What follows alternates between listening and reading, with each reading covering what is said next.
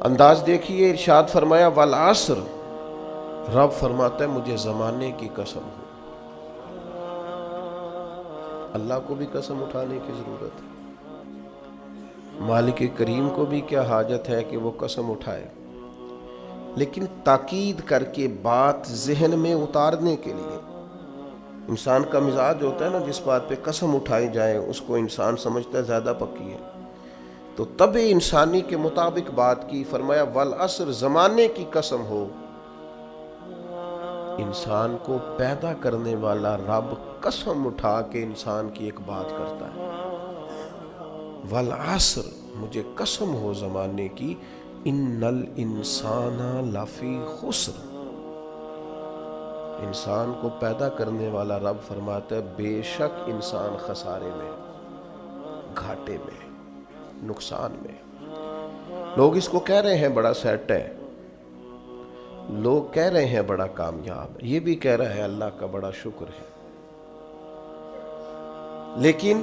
پیدا کرنے والا رب، انسان کو بنانے والا، اس کو جاننے والا رب فرماتا ہے مجھے زمانے کی قسم ہو یہ نقصان میں ہے۔ اور خسارہ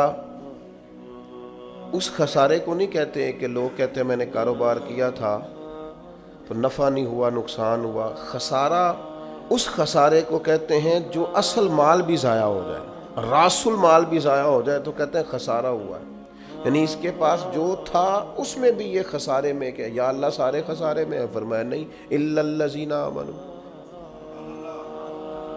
جن میں 4 صفتیں پائی جائیں وہ نہیں خسارے میں۔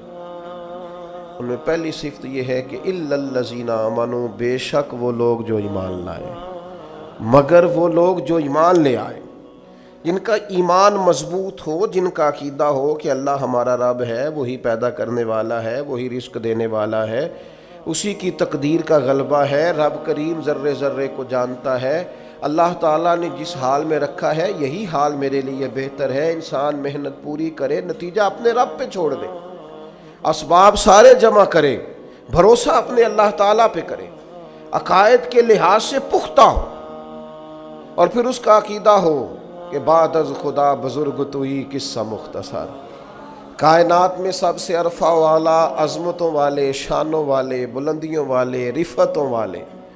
کائنات کے امام، نبیوں کے امام، رسولوں کے امام، فرشتوں کے امام، محبوب مطلق اگر کوئی ہے تو جناب محمد رسول اللہ ہے صلی اللہ تعالی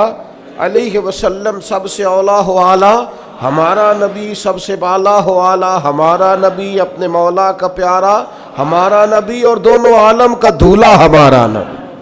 نظریاتی پختگی حاصل ہو، عقائد پختہ ہو، ایمان میں عقائد پوری طرح داخل ہے، عقائد اہل سنت کا پابند ہو بندہ۔ پھر ایک اور بنیادی عقیدہ ہے، اسی ضمن میں سارے عقائد آ جاتے ہیں، فرشتوں پر بھی ایمان ہو، اللہ کے تمام انبیاء پر ایمان ہو، اچھی بری تقدیر پر ایمان ہو، لیکن ایک بنیادی عقیدہ جس کو عقیدہ آخرت کہا جاتا ہے، اس پر انسان کا ایمان ہونا بڑا ہی ضروری ہے۔ اگر آخرت پر ایمان کمزور ہو جائے تو دنیا میں جتنے بھی عمل ہم کرتے ہیں یہ سارے کمزور ہو جائیں۔ یہ جو لوگ ڈپریشن میں، ٹینشن میں، انزائٹی میں چلے جاتے ہیں اور ایک بات بار بار کرتے ہیں کہ میرے ہی ساتھ ایسا کیوں ہوتا ہے، آخر بڑی ہی کوشش کے بعد میں ہی ناکام کیوں رہ گیا، تو انہیں بتایا جائے گا کہ کامیابی پتہ کیا ہے؟ لا یستوی اصحاب النار و اصحاب الجنہ، اصحاب الجنت هم الفائزون، جنتی اور جہنمی برابر نہیں ہیں، کامیاب وہ ہیں جنہیں اللہ تعالیٰ نے اصحاب جنت بنایا ہے۔ جو جنتی ہیں وہ کامیاب ہیں، جس کو اپنی آخرت کے تعلق سے اللہ تعالیٰ نے فکر سلیم دی ہے، راہ ہدایت دی ہے، اعمال حسنہ پر استقامت دی، اور وہ سمجھتا ہے کہ میں محنت اپنی آخرت کو ٹھیک کرنے کے لیے کر رہا ہوں، جد و جہد میری اپنی قبر کے لیے، حشر کے لیے، آخرت کے لیے۔ آخرت پر جس بندے کی توجہ ہے وہ بندہ کامیاب ہے۔ اس لیے دنیا میں اگر دنیاوی طور پر کوئی ناکامی آ بھی جائے تو کوئی اتنی بڑی ناکامی نہیں ہے، اس لیے کہ اصل کامیابی آخرت کی کامیابی۔ تو عقائد مضبوط ہوں، اور پھر عقائد اہل سنت کی پابندی اس کے پاس موجود ہو، نہ رفس کی طرف اس کا رجحان ہو، نہ خارجیت کی طرف اس کا رجحان ہو، اس کے نظریات ستھرے ہوں، اجلے ہوں، خوبصورت ہوں،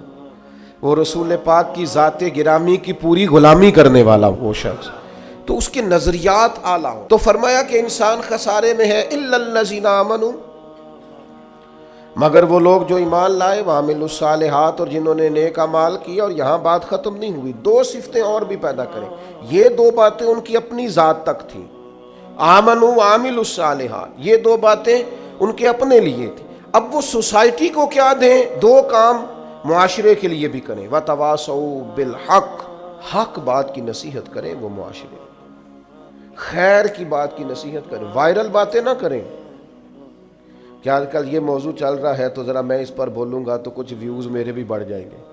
وائرل باتیں نہیں کریں، وتواصوا بالحق، وہ حق بات کی نصیحت کریں، کلمہ حق کہیں اور حکمت کے ساتھ کہیں، ادعو الی سبیل ربک بالحکمہ،